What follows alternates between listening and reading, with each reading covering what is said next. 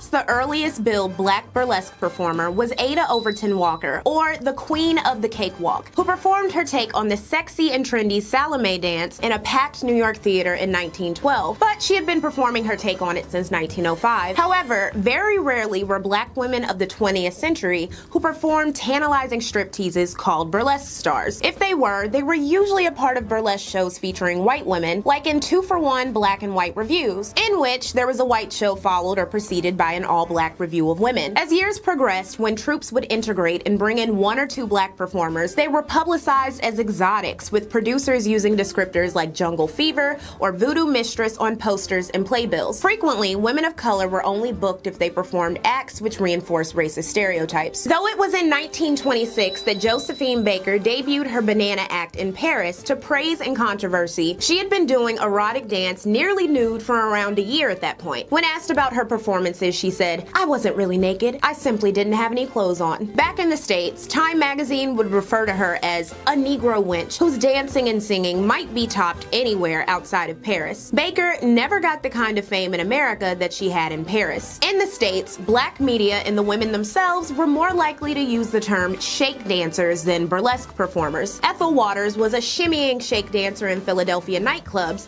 before she became a high-paid recording artist and actress. Her original show business nickname was Sweet Mama String Bean because of her tall frame. She recalled, "I sure knew how to roll and quiver, and my hips would become whirling dervishes." Cotton Club in Harlem featured burlesque/shake dancers, but it didn't allow black patrons. The Creole Palace, a black-owned jazz cabaret and nightclub at the Hotel Douglas in San Diego, opened its doors in 1924 and stayed open until 1946, and it did allow black patrons, as well as whites. Dubbed the Harlem of the West, the Creole Club featured variety shows of singing, comedy, and dancing featuring black women of all colors. They were usually advertised in newspapers as the Creole Cuties, and the club bragged that there were full change in shows and costumes semi-monthly. My favorite part is that the club was open from 11 p.m. to 6 a.m. because I'm so used to the club closing at 2 a.m. Like, where they do that at? Creole Palace guests were partying until dawn. The Creole Palace delighted black travelers who often stayed at Hotel Douglas, the area's first black-owned accommodations. And if you're like me and you love food history, perhaps you're curious about what was on the menu at the Creole Palace between leg kicks and feather dances. For just $1 in 1933, audiences could have Creole fried chicken, long branch potatoes, green peas, hot biscuits, and a salad. There were also steak specials, club sandwiches, lobster salads, and 25-cent shrimp cocktails. If you were feeling fancy, a quart of champagne would cost $7. In this 1949 review film called Burlesque in Harlem,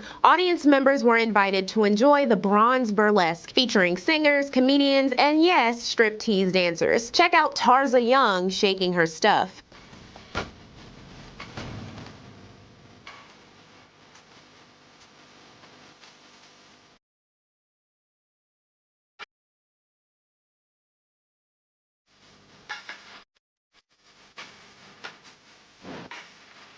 Shake dancers, striptease artists, and burlesque stars as individual performers really grew in popularity in the 50s when they were routine fixtures of Jet magazine. The dating exploits and career choices of shake girls were reported regularly in the magazine, though they were not mentioned at all in the more middle-class Ebony. The girls were always being married, getting gifts, or getting into alleged cheating scandals. During the Great Depression, few people could afford Broadway shows, but they still craved entertainment, so burlesque peaked in popularity. One of the most renowned was Minskys Burlesque, with 6 New York theaters in Philly, Baltimore, and Pittsburgh. By 1935, citizens groups were protesting such establishments, leading to more performance restrictions, transgressions, and raids. In 1937, all burlesque liquor licenses were not renewed in the city of New York, for example. However, the Minsky burlesque circuit would continue, and by 1952, when shake dancers were on Vogue in Jet magazine, it was reported that sepia stars Tina Marshall and LaBommie were added to the once all-white mix. Detroit-born LaBommie, real name Gloria Howard, originally began shake dancing because a booking agent said she was too tall for the chorus line. She had been billed previously as a shake dancer, and at Minskys she was paid $1,000 a week for her Bumps and Grind act. This is approximately $11,000 a week in today's money. She also received marquee billing. Just 2 years later, LaBommie was reported to begin a 6-month European nightclub tour, working for at least $500 a week. week, or about $5,500 in today's money. By comparison, a black woman working in, say, Mississippi could expect on average $700 per year. And for black women nationwide, the average weekly pay was $24, or $256 a week in today's money. But by another comparison, Tempest Storm, the highest paid white dancer,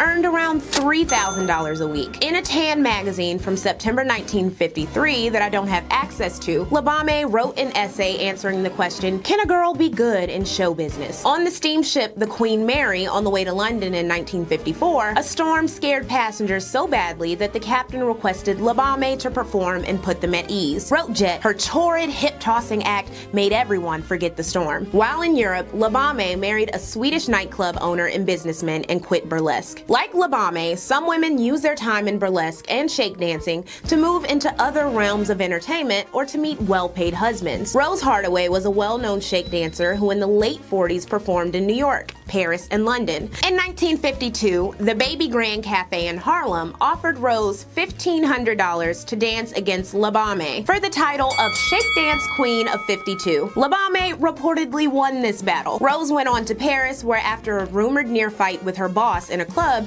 she was nearly blacklisted. It was rumored, however, that she turned down a $750 weekly fee in 1952 to tour Minskys burlesque circuit, but this could have been a PR attempt on her part. She retired in the mid-50s to become a blues singer, her one album being the well-received It's Time for Rose Hardaway. However, the transition didn't go too smoothly because in 1958 she was arrested for larceny and forgery. Even still, in 1960 she was listed as a guest on various programs like The Ed Sullivan Show. Who were other famous shake dancers? In the mid-20th century, most shake dancers of any renown performed in urban areas like New York, Chicago, Minneapolis, and Detroit under performance names that allowed them to fade into obscurity long after the era was over. Elizabeth China Doll Dickerson's act involved covering her costume in balloons and allowing audience members to pop them until she was nearly nude. She found modest success in 1950s Paris before becoming singer Zabeth Wild in 1959. She did a few Broadway shows and signed a 2-year contract to tour Europe in theaters, TV shows, and cafes. Baby Scruggs was known for twirling titty tassels in her dance routines and had her boobs insured by the British Lloyds of London while starring in Paris shows for the spring and summer of 1953. Her mother Irene was a vaudeville and blues performer from Arkansas, also living in Europe, and they sometimes performed together. 6-foot-tall shake dancer Ethlyn Butler inherited $75,000 from her aunt's will in 1954 and retired, saying she enrolled in ballet school to become a cultured artist. She also reportedly got into fortune telling. In 1953, a white peeping Tom had been arrested at her New York apartment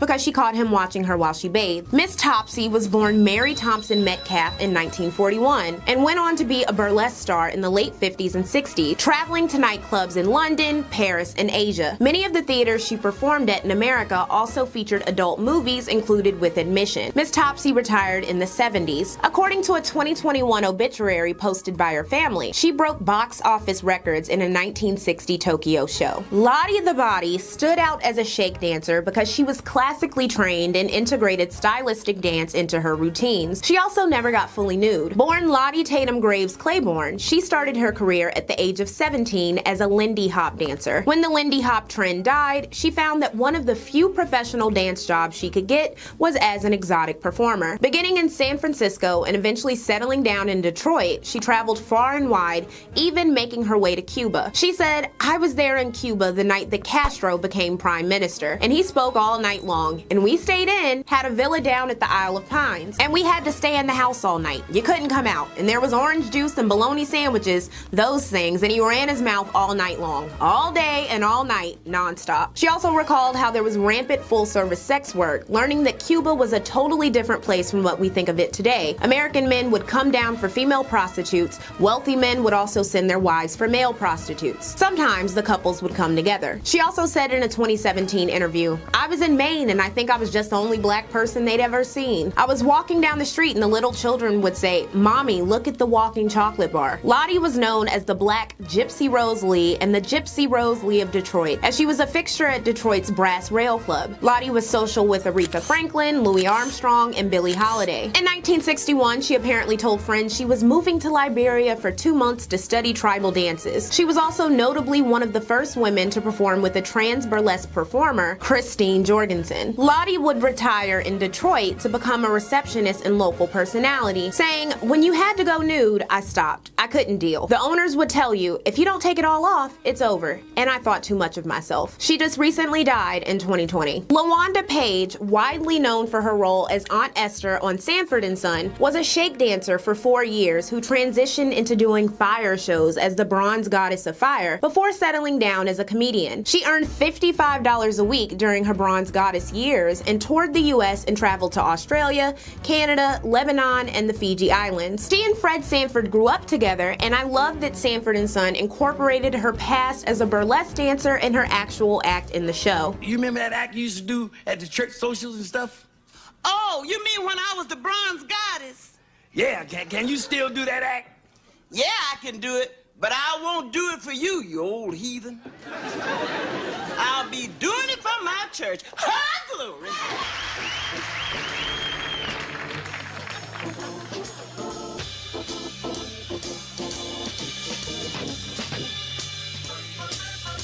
Jean Idelle was a student of the Katherine Dunham School of Dance in Chicago when she was discovered by a talent agency. She performed at Minskys Rialto Theater in Chicago and was billed as the Sepia Sally Rand. She took home about $12,000 a year, or $125,000 in today's money. She was renowned for her sensual dances with huge, luxurious ostrich feather fans. When she was just 22 years old, it was reported that she was booked solid for the next 30 weeks on a coast-to-coast 11-city tour with an otherwise all-white burlesque unit, using $1,000 worth of ostrich feather fans. A 1954 Jet article mentioned that she put 3 locks on her dressing room door at the night spot where she worked in Minneapolis. After finishing her torrid act in the show, fresh guys try to crash her dressing room and date her. Due to her popularity, she played a major role in integrating white-only burlesque clubs. In the untitled Black Burlesque History Project, she recalled the conversation of her mother telling the family pastor of her new profession. She said, "My daughter's dancing butt naked." He said, "Go ahead, child. Be another Lena Horne." By 1963, Jean Idelle retired to have children. She returned in June 2012 for a performance at the Titans of Tease showcase. Rosita Sims, a friend of Duke Ellington, was an unhappy 32-year-old telephone operator in Detroit in 1960 when she decided to get into burlesque. This is notable because both burlesque and the adjacent shake dancing were dying down in popularity. Inspired by the Duke, she became Toni Elling, and this was all because her employers at Michigan Bell refused to promote her because she was black. Though not afraid to flash a tit, Toni's style didn't involve outright nudity. She said of her refusal to take off her panties or wear a G-string, "It's entertainment, yes, but the idea is to suggest what's there, not throw off all your clothes and reveal everything. That's why they call it striptease." Like all of the women on this list, she faced discrimination behind the scenes. She said, "I had a harder time than a lot of the girls because of my blackness. It was very hard for a black stripper in those days. We weren't paid what other girls were paid, and we weren't allowed to work at certain clubs." Dressing room, we had lots of girls. And they'd be always, when I'm dressing, looking behind me and all, and finally, and I'm wondering, what the heck is going on? Finally, one girl told me that they thought I had a tail. They thought black people had tails. And they were trying to see mine. I said, "What did you think I did? Tucked it at night?" It was more amusing than anything else. When she quit shake dancing, she went on to work odd jobs as a waitress, barmaid, switchboard operator, and manicurist.